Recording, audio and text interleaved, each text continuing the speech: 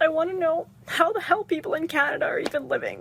Even on that job, like, I still can't do shit. I can't buy anything. I can't afford the rent these days. Like, Canada ਦੇ ਵਿੱਚ ਲੋਕ ਆਉਂਦੇ ਨੇ immigrant ਹੁਣ ਇੱਥੇ ਆਉਂਦੇ ਆ ਜਿਹੜੇ ਇੱਥੇ ਆ ਕੇ ਕਹਿੰਦੇ ਆ ਵੀ ਅਸੀਂ ਗਲਤੀ ਕਰ ਲਈ people are starting to regret it ਤੇ ਅੱਗੇ ਨਹੀਂ ਇੰਨਾ ਕਦੇ ਸੋਚਿਆ ਸੀਗਾ People who come to Canada in search of a better life may not be finding it here. New numbers show roughly 1 in 6 immigrants leave. It's raising the question, is Canada no longer a dream destination for newcomers? I hope आप लोग ठीक होंगे। तो सबसे पहले आज बात करते हैं यार, मुझसे बहुत सारे लोग आजकल एक ही सवाल पूछ रहे हैं। कुछ वीडियो शुरू में आप लोगों ने देखी होगी कि लोग कनाडा के बारे में क्या क्या कह रहे हैं। ऑलरेडी मैंने इस पे वीडियो बनाई थी, बट लोग कह रहे हैं भाई तुम कनाडा में रहते हो, ग्राउंड रियलिटी बताओ भाई कनाडा में क्या चल रहा है और लोग क्यों छोड़ छोड़ के जा रहे हैं। तो इस पे आज बात करते हैं डिटेल में। सबसे पहले मैं कुछ स्टैटिस्टिक्स शेयर करता हूँ। स्टैटिस्टिक्स ये है कि भाई 2022 में इनका टारगेट था 4.5 लाख लोगों का। चलो 4.5 लाख लोगों को बुलाया, लेकिन उसी साल 1 लाख बंदा जो है वो वापस कनाडा छोड़ के जाना चाहता था।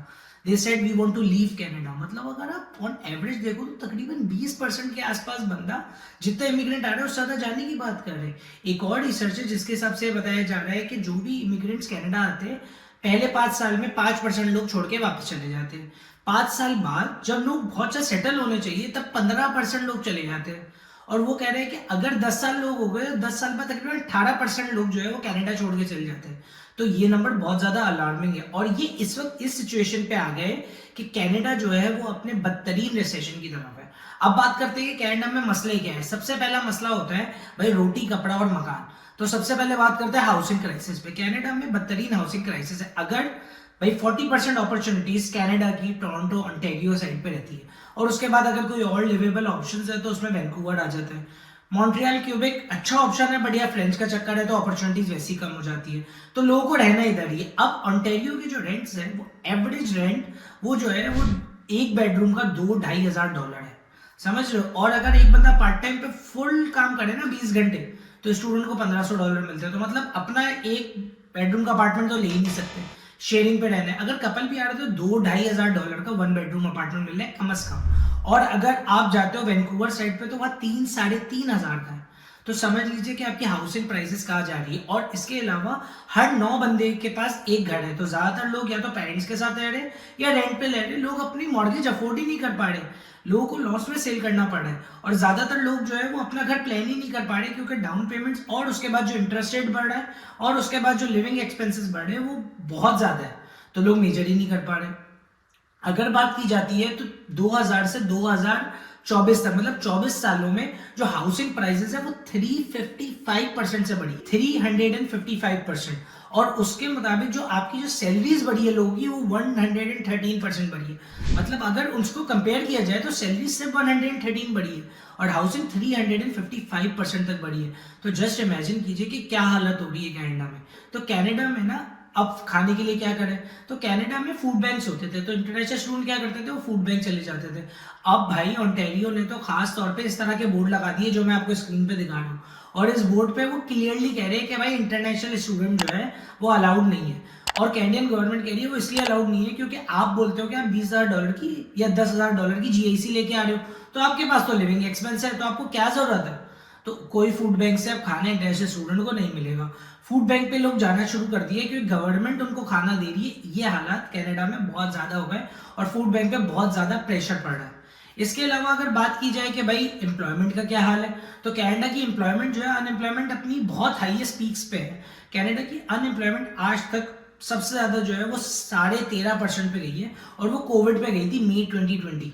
उस वक्त दुनिया के हालात ऐसी थे। उसके बाद इस वक्त जो है वो 6.5 से 7.5% के बीच में फ्लक्चुएट की है पूरे 2024 में। मतलब भाई 3-4% पे होती थी, वो 7.5% तक आ चुकी है। अगर बात की जाए तो लाखों बंदा जो है वो बेरोजगार है और जिनके पास जॉब्स है वो भी इतनी कम है, $2,500-3,000 की मिनिमम वेज की जॉब कि उसमें बस आप गुजारा कर सकते हो, वही बड़ी मुश्किल से। एक बंदे की इनकम पे तो हो ही नहीं सकता। मैं जब आया था तो डाउनटाउन में मॉन्ट्रियल में 2019 में तकरीबन जो है 900, 800, $1,000 में आपको 3.5 मतलब जिसे 1 बेडरूम अपार्टमेंट कहते हैं वो मिल जाया करता था रेंट पे। डाउनटाउन की बात करो। अब अगर आप डाउनटाउन में जाओ वही चीज 1500-1600 हो गई, जिसका मतलब कि तकरीबन 50% इंक्रीज आया। क्या मेरी सैलरी में 50% इंक्रीज आया है?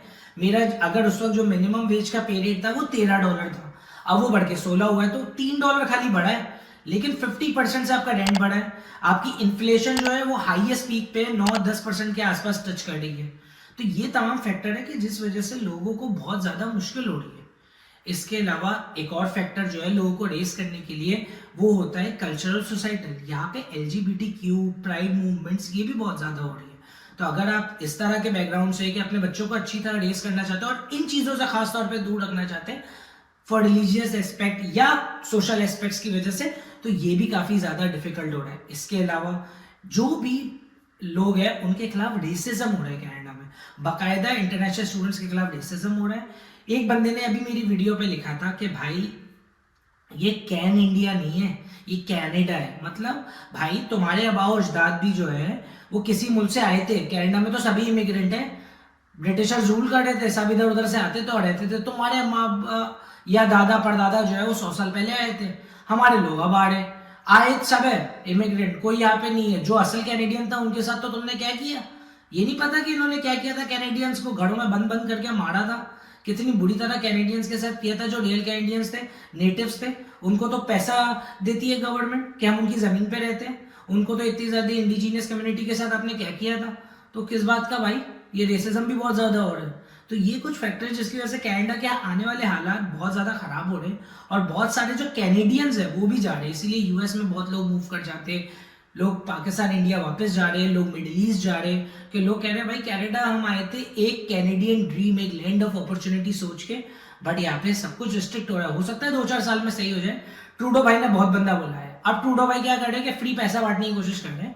वो कह रहे हैं कि मैं सबको $250 दूंगा। उनको लगता है $250 देके ना वो इलेक्शन वाले ईयर में जो है ना वो वोट ले लेंगे। भाई ऐसा होने वाला नहीं है। ऑल दो जो दूसरी गवर्नमेंट्स है वो भी इससे भी कोई ज़्यादा उम्मीद नहीं है, बट लेट्स होप कि कुछ अच्छा हो। बट कनाडा की ये रियलिटी है जिस वजह से लोग कनाडा छोड़ के जा रहे हैं। आई होप आपको वीडियो पसंद आई होगी। अपने कमेंट्स में बताइएगा कि और कौन से रीज़न है जिसकी वजह से लोग कनाडा छोड़ के जा रहे हैं। And thank you for watching.